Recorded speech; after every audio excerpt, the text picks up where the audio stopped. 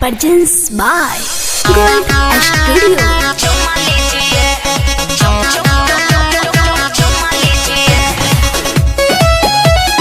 Mixed by Deepak Dilkash. तू रहिया काले जाने बाघा बॉर्डर पखार हम मिला तू मिलिया कईल जाई प्यार। अरे बाप रे बहुत डर लग रहा है। अरे डेंजर सिचुएशन होगा समझो ना यार। अब मेरा फौजी देगा गोली तुझे मार। भारत में भतार खोजनी बताती है रे। का? भारत में भतार खोजनी बताती है रे।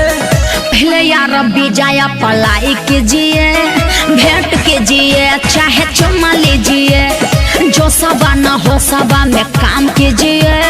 सोना मेरा ऐसे न जिद कीजिए।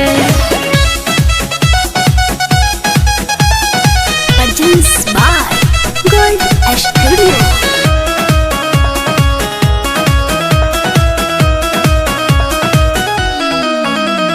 दहिया अपन पोसल बाड़े पाकिस्तानी माल रे। जो बना तोर गोटाइल हो ढोनी बित भखाल रे। चुप रहो, गंदी गंदी बात मत बोलो, समझा।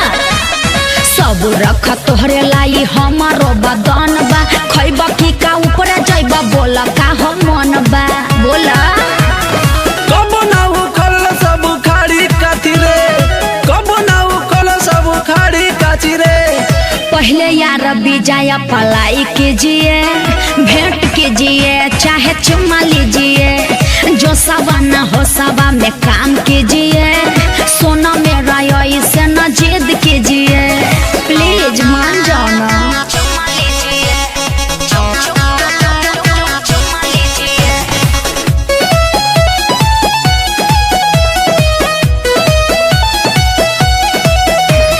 रुद्रा कहे अबू से कही है एक के बात रे। हम जाए कराचियो जाई रह जाइबे चिलात रे। अरे ये नहीं बोल सकते हम, समझे। पाकिस्तानी लड़की सब इंडिया वालों पर मरती है। खेसारी पावन के फोटो लेकर चुम्मा करती है। वहाँ बहुत सारे फैन है। कट्टू अनुसार से डेरा लिस्का है रे। कट्टू अनुसार से डेरा लिस्का है रे।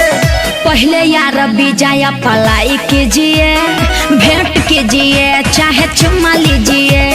जो सवा न हो सवा में काम कीजिए। सोना मेरा ऐसे न जिद कीजिए।